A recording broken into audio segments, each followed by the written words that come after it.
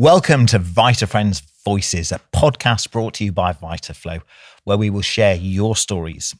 Each episode will bring you engaging interviews with inspiring individuals who are either living with a protein disorder or are experts at the forefront of their field. The focus of today's episode is phenylketonuria, or PKU for short. And our guest today is Richard, who will be discussing with us his own journey with PKU and how this has seen him discuss openly the topic of men's health. So Kit, as our resident specialist dietitian, could you quickly explain to the audience what PKU is? I can, Graham, yes. So PKU is a rare genetic disorder that causes an amino acid called phenylalanine, or Phe for short, to build up in the body. So people with PKU, they need to follow a special diet that significantly restricts the intake of protein, which is found in many foods and many beverages. So the diet typically includes Phe-free or low protein substitutes and foods that are free from or low in Phe. So if PKU is well managed, then people like our guest here today can live normal, healthy lives. And today on the pod, we've got Richard, who you might know from social media, as he is passionate about encouraging those with PKU to live life to the fullest and encouraging people, particularly men, to speak out about their experiences. Richard really is an inspiration, and after recovering from a serious illness, he was determined to learn more about how to live life well with PKU, and he is here today to share his journey. So welcome to the podcast, Richard. Thank you. Thank you for having me. It's great to have you. Just before we begin, can you tell everyone a little bit about yourself just so they can get to know you? Yeah, sure. So I'm Richard, and I've had PKU, which is a genetic condition for my whole life. I am in my early 40s, and I've got two children who are 10 and 7. So Richard, can you take us back to the very beginning and just talk us through, your sort of childhood memories of PKU? Yeah. For me, my childhood, I had a very happy childhood. Fun, supportive family, etc. But a rare condition is quite unique, right? And we are, in my view, we're extremely rare. As a child, I never, ever came across another child or family that had someone with a condition. So it was a rare life. I was always the different one in some respects. And did it feel like that? Yeah, it did to some degree. Yeah, it did. Yeah, but not from a negative point of view, because I think family, friends, etc., always treated me as a normal person, right? Which I am. It's just a genetic condition. It's just like slightly makes us different.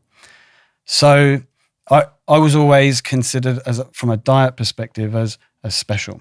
Okay. And I like that. I think there's certain words that can be used surrounding a genetic condition that can frame our mentality in a positive way. And because it's a genetic condition where I have to follow a strict low protein diet, it can have an impact and play a part of everyday life. And so for me, yeah, it was a factor, and it still is, but it's a factor continuously.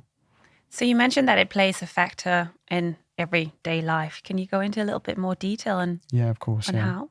It means that I have to be very aware of how much protein I consume on a daily basis. And because of the low tolerance that I have to protein, it means that I have to consume quite a low amount of protein from food. And so what that does mean, then I have to use protein substitute drinks as a replacement. Then there's a battle then in terms of getting calories in from medical products and balancing that in an everyday life situation. So yeah, it's something you constantly have to think about, which is fine. And how did that process impact you in your teen years? Yeah. It's different when you're an adult, right? Because fitting in is probably, we all want to fit in somewhere, but when you're older, it's not so much of an issue. But when you're young, there is kind of, you want to be a part of everything that kind of takes place, celebrations, birthdays, groups, etc. So that was a potential issue. You're kind of, at certain moments, you are sidelined. You have to find ways of fitting in because so much of our life is focused around food. And emotional bonding between humans does exist through food. And so we have to find alternative ways to do that. And luckily, supportive friends and family can kind of help with that process. So yeah, it was a factor, but it was fine. And what kind of support did you have from family and friends at that stage? Everything. Wow. Yeah, I was really lucky. So I'm eternally grateful because I've obviously got parents who continually provide that support for me, and friends as well. Yeah, I'm always grateful. But even just encouragement, and trying medical food products that I might need to have, because obviously they are very different to normal food products. So just being there as part of the process, I think that counts for a lot. So I was very lucky. Yeah. And it sounds like you've overcome the challenges that you faced along the way. So you've mentioned that you've had support from family and friends, and you've had a really happy childhood by the sounds of it. So if you think back on it, I guess, what were the particular challenges that you faced growing up with PKU? And I guess, how did you overcome them? Yeah, I think just managing the diet overall, really, especially when you're young, you have different pressures from exams, education, making sure that you are functioning at the best version of you at those challenging moments. And the condition itself can play an impact if not managed correctly in terms of our mood, in terms of how we engage socially, concentration levels.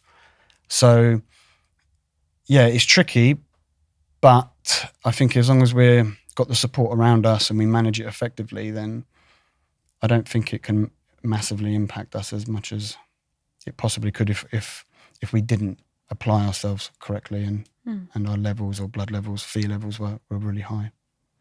Yeah. Yeah. And at that time, you've clearly had a very happy childhood, teenage years. You talked about your supportive family and friends. Mm-hmm. What about the PKU community? How has that shaped you and helped you? Yeah. I didn't even access the PKU community when I was a child or teenager at all. So... Any reasons for that? Yeah, my family were incredibly young my parents were incredibly young when they had me. And because they were so young, they were kind of told to isolate themselves, and mainly because there was a feeling that they could be influenced from a negative point of view and easily impressionable. So they kind of segregated themselves and isolated themselves away from the community, and that became a way of life. So I actually didn't really access the community until I was mid-30s. Wow. And that would be digitally online. And that obviously wasn't even around when I was a child. Mm. But as an adult, yeah, it's been ginormous. It's been so helpful. By that time, I was ready to engage, and the amount of learning that you get from the community and encouragement is lovely. So I've had nothing but love and support from the community, which is great. So do you feel at that stage then, because that's quite interesting, in terms of sort of almost a feeling of isolation, but yet a feeling in a love and sort of comfort and everything you needed. So did it feel very much in the kind of a bubble? Yes. Yeah, 100%. And there's positives and negatives of that as well. The fact that I had that bubble of support and love kind of made that a ginormous positive. But the negatives of that is that then you don't necessarily keep up with the learning and you're not then part of a group as well. I think there is a negative of that as well. So looking back in hindsight, it would have been beneficial, I think. Not even just for me though, but more so for my parents. I look at my mum, who played the primary role of care in my diet, and the amount of support that she could have got would have been instrumental, I think. So just picking up on that point, Richard, there about your parents and the support, you said that when you began to access the community and the support, that really helped you. And you then said, reflecting back, that would have been helpful for your parents at a younger age. Did that have the same impact when you were older and they were older in terms of finding out that community? Well, they still haven't accessed it really. Okay. Though that may change next year because they're thinking of coming to a PKU event. Right. For the first time ever. I'm self-sufficient now. I'm an adult, right? They don't necessarily need to, but they want to. But it would have been ginormous at a younger age. That pillar of support, I think, that they could have got from that. Luckily, they had that support from medical staff as well, but fellow parents, etc. That would have been huge. And that's really interesting to hear that your parents have not accessed that community yet, but they might. Yes. So that almost like poses two questions for me anyway. It's one, I guess, what changed for you in order to say, right, I'm going to access the community support, or I'm wanting to know more? And then it's almost the same for your parents too. Like, what has changed in their mind, I guess, for them being curious about potentially accessing that community? For me, it was learning. I decided to really focus on the condition and make it a priority for me. And the learning that I had to go through, having that community there was really useful. The discussions, you learn more together instead of isolated. And so when I started engaging with the community in general, it was for selfish reasons. It was really for my own personal benefit. It was to learn more and engage with a wider community. Now, the more I've done that, the more I've learned, but the more I can give back to the community as well, which is awesome. For them as parents, they have kind of seen me kind of, be a bit more widely known in the community and see me giving back to people who have the condition, but also having an impact on parents and children who have the condition as well, just through engaging. So that's lovely. So I suppose for them, they may want to kind of see me in that position because they never have. It's always been external. So I don't know. They've said there's a bit of pride and proud, which is wonderful, isn't it? Yes. For me, which is great. So yeah. Yeah. That's interesting. So if someone is listening to this and they want to access a community or they want to talk to people, I guess, how did you get started? What tips would you give someone to just take that first step to? Yeah, I think just do it.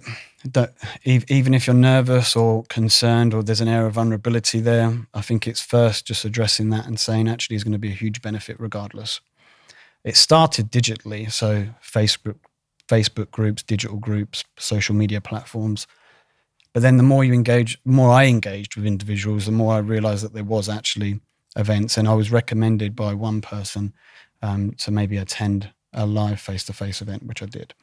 And by doing so, I was able to kind of network much more effectively and get a lot of help and support and up-to-date knowledge, which was massive. It was ginormous. And I think, so for someone who is considering doing so, I think it can only be of benefit, I think. And you said then about, just do it. But for some people, I'm sure you'd acknowledge this, that'll be easier for some than others. So what sort of steps would you advise them to take? Reach out to the community, because I didn't just turn up. Okay. I was encouraged to go by people that I was engaging with online. Right. And so if you are nervous, then having that support is really useful, because when I turned up to a live event, I knew someone straight away and I was able to kind of meet with them face to face and have those conversations. So if the nerves are there for someone, you've got that someone who can introduce you to people and to, the event and what's going on. So it's strength in numbers, isn't it? Absolutely. I think that's what it is. Yeah. So is it developing that online virtual relationship within sort of different organizations first and then feeling comfortable and then taking the step, or would you maybe advise it just to take that step first of all to meet face to face? I think it depends on the person. I mean, that's what I did. Okay. As a rare condition, it can be really difficult to meet people anyway, because geographically we're so spaced apart. So that was a natural progressive step for me to reach out from a digital perspective. But I think, I do. I think that kind of helped, because you create those bonds and that connection virtually and it transfers over to face-to-face, but you can do it without. You can do it just turning up anyway. Yeah. Because that's quite interesting, isn't it? If we'd have been sat here, 5 or 10 years ago and we'd said, virtual relationship, of course. no, it's all face to face. But I think that's a key piece of advice you've given there, Richard, in terms of it depends on the person. Yeah. The virtual world is there, isn't it? Right. For me, it's not so alien. I met my wife virtually. Okay. We started, the first interaction we ever had was on Match.com, on a dating website. So I'm kind of used to that. That was a long time ago. Me too. I think there's another podcast in there, though. Maybe. But, let's move on. No, but it's a good segue into my next question, actually. Just thinking about it. On Instagram, you're Richard Fitness. Yes. So you got an interest in movement, staying active, staying mindful, basically incorporating, I guess, the 4 pillars of health where we refer to nutrition, movement, mindset, sleep.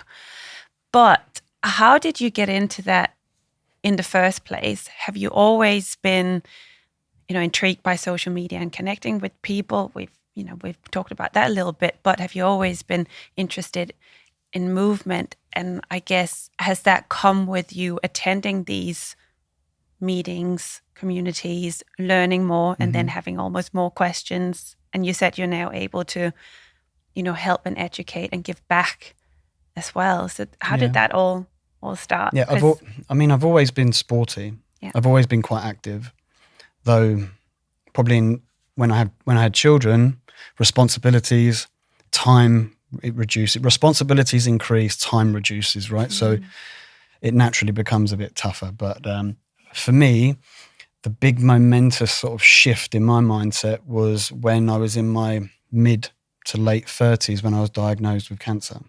And so that both of my children were under the age of 5. So we know our time is, we're mortal, right?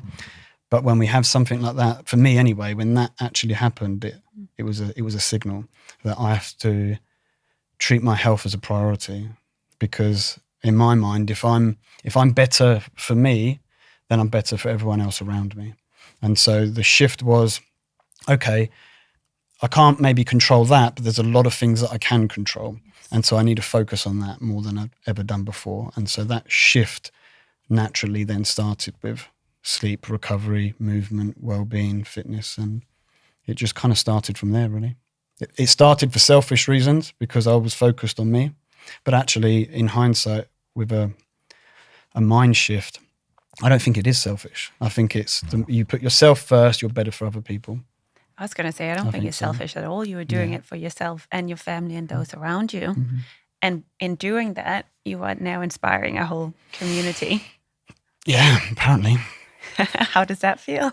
Yeah, it does feel good. It does. I mean, if I am inspiring anyone else, then great. It started me just kind of sharing my journey and trying to access information and learn. But obviously, as I did it more and more, I learned more. People that were following me were sending messages and questions, and it's mutual. It's mutual, I think. If I do, then great. You're clearly very modest, Richard, and I don't think my wife would say so. But one thing that strikes me, having met you and spoken to you, is that sort of very grounded person. And where do you think that? Where does that come from? I don't know. Okay, that's an honest answer. It probably comes from my parents, I think. And also knowing where I've come from as well. My parents come from a very poor background, and they've done very well for themselves, and I've developed a career away from this as well.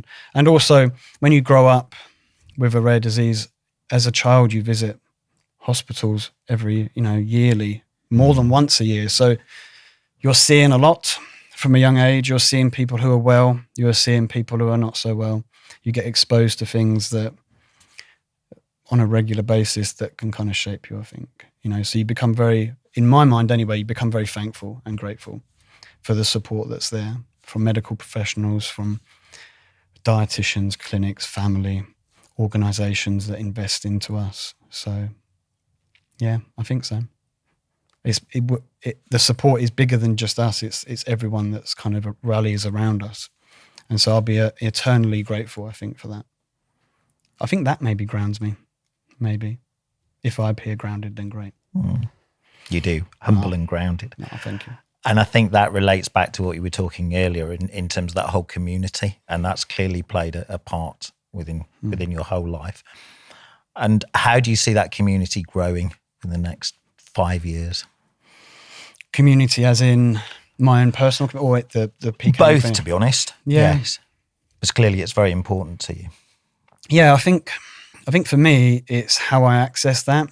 And if it is by kind of sharing my journey with the condition and life in general, if that does inspire people or trigger an interest, then that's great. But just the engaging with them helps me. It's kind of healing, actually, to be honest, because I get so much from it anyway.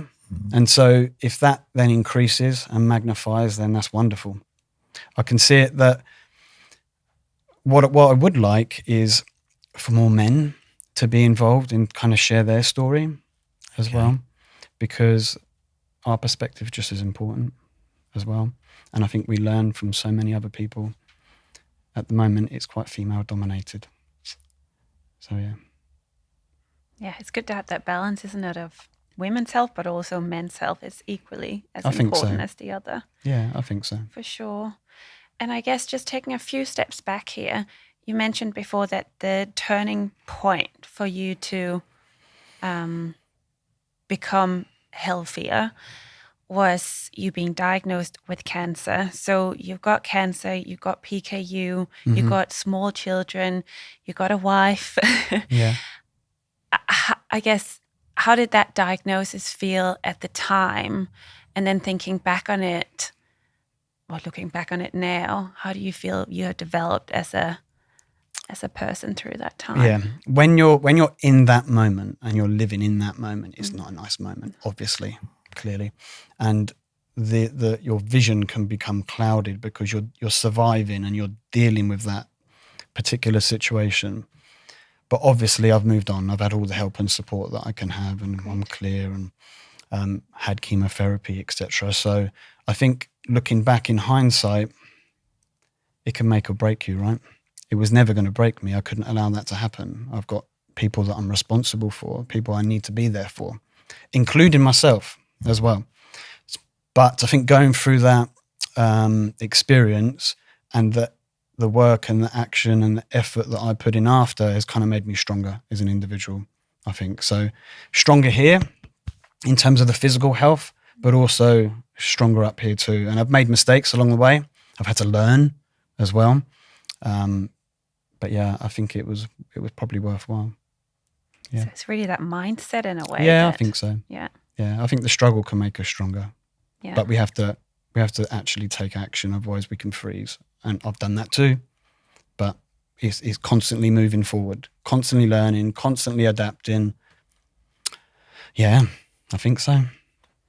And what's lovely is I can look back and kind of be proud of myself. And that I don't say that to be considered as arrogant, but I am proud of myself because I've had to adapt and learn so much, and to put that into action and apply it. I think I'm a better human being because of it. I'm more evolved than I think I ever thought I could be, which is wonderful. So just on that note, if you think about PKU and cancer, how were you able to manage the cancer on top of the PKU, or even the other way around? Difficult. Yeah. Yeah, it was. It became a secondary. It wasn't priority. It should have been, to be honest. I managed it because I had someone there. I had parents. I had a wife. They kind of stepped up and helped take over that responsibility. I've always kind of managed the diet myself, cook for myself. Be quite self-sufficient, right? But in that moment, especially going through chemo, I had to step back, and they stepped up to the plate and kind of helped, which was great. The difficulty was, and I wasn't thinking this way in the moment, but in hindsight, it did affect my Phe levels, which as a direct response to that is that I'm going to become more grumpier. My patience is going to be short. I'm going to be moody. I'm not going to be so relatable. And that's typically what happens when Phe levels increase. I'm not eating because I don't feel like I'm eating, so we become catabolic, which means we consume ourselves, which means, again, Phi levels increase. I didn't know that at the time. I didn't have that vision at the time. So in hindsight, I was lucky to have them there. Not that I want to do it again, but if I had to, I would probably handle it a bit different. So at that time, were you able to take your protein substitute? Were you able to, like you said, you lost your appetite? Were you able to have any sort of structured diet, or was it a matter of, I need to get through this chemotherapy, feel better, and then I'll make the rest of it, or my PKU, a priority? I was lucky because I only had to have 1 round of chemotherapy. Okay. So it wasn't a ginormous amount of time. But it did affect the structure of my day. And I think the structure of our day is quite important when we've got a condition like this, because it infiltrates into every other aspect of our life. But it did affect that. It did, yeah. I didn't probably have the protein supplement that I should have had, which then probably affected the amount of calories that I was getting. It did, yeah. It did affect it. And in hindsight, I would try and make that more of a priority. It wasn't at the time, but it does affect you. You know, you don't feel like eating. You have to be realistic about the situation that we was in. Oh, absolutely. Yeah. But I would do it differently, I think. Hindsight's wonderful, though, huh? So you say you want to do it. Well, you would have, or you've, hopefully it won't happen again. But if you were to recommend how to do it differently, how would you do it differently? Do you think there is a way of doing it? I think building a circle around you that you can rely on is massively important. And it is for any of us, for any challenge that we go through.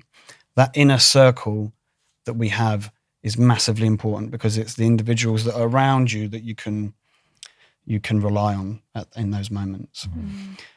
Because it's not just about me, is it? You know, it's about them. They're in my life. So having those individuals there and those people to step up was ginormous. Yeah, I think so. So it's building that inner circle around, I think. And I think for me, because I've tried to work so hard on me over the last 5 years, I think that's easier to develop that inner circle when you do work on yourself more so, because I feel like you are what you give off is what you return. So if we're quite low and negative and struggling, then we kind of mirror what we get back. So if we can kind of, for me anyway, if we can build that, be positive, be grateful, take action, then I feel like the world kind of gives us that back. And it's easier to build that circle around us when we're in that frame of mind, I think. So I'm incredibly grateful for the individuals that I had around me. And you talked about how they stepped up. Is there any one thing that stands out looking back on that period that describes that stepping up? Just being there, encouragement, taking over the diet and cooking for me constantly.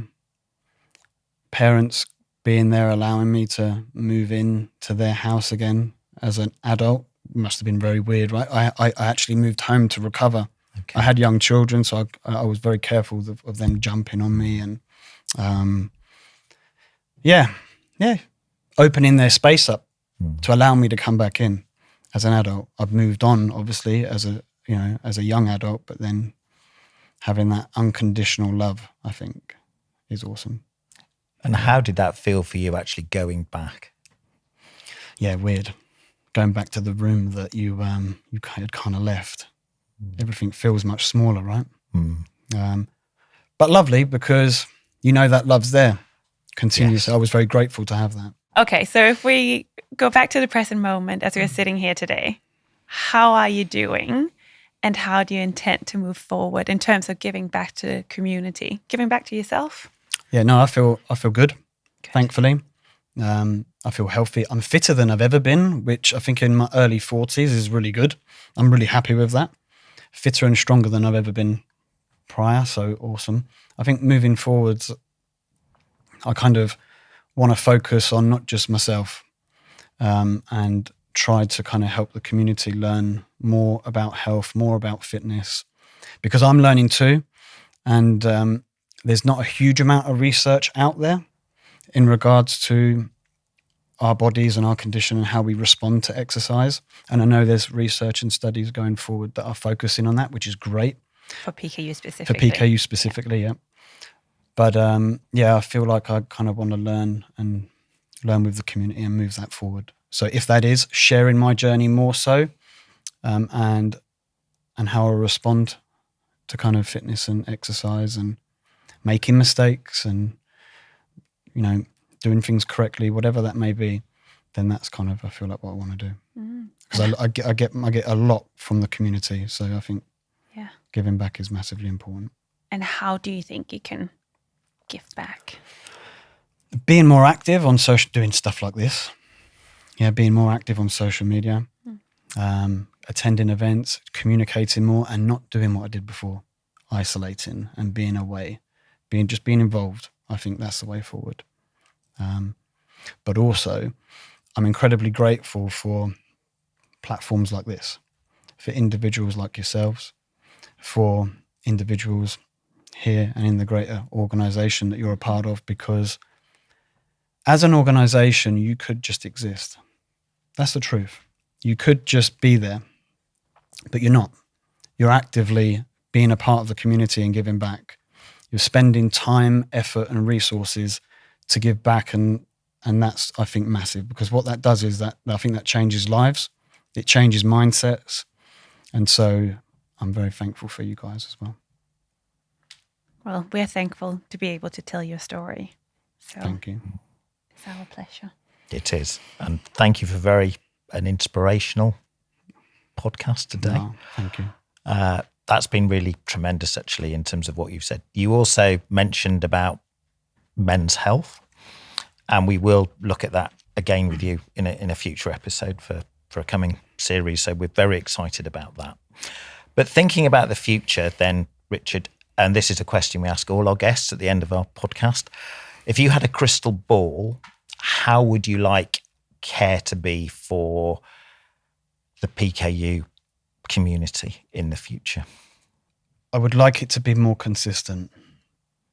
I think there's inconsistencies across the world, and the level of care that I got was ginormous, and I'm incredibly grateful for that. But I feel like because I'm in the country that I was in geographically, and the time that I was born in as well plays a significant factor in that. But across the world, the care is varied. And I would like to see it consistent, I think, at this type of level, the level that I've received.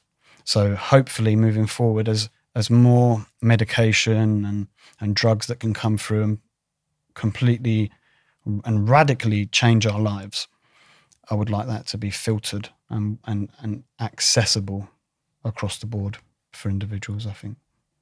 Richard, thank you very much indeed. Thank you for having me. And to our listeners, if you like this episode, please like and subscribe to the podcast and share with anyone you think might benefit from tuning in. Thank you for joining our vibrant community of VitaFriends. And for more information, please visit our VitaFriends website. We look forward to the next episode.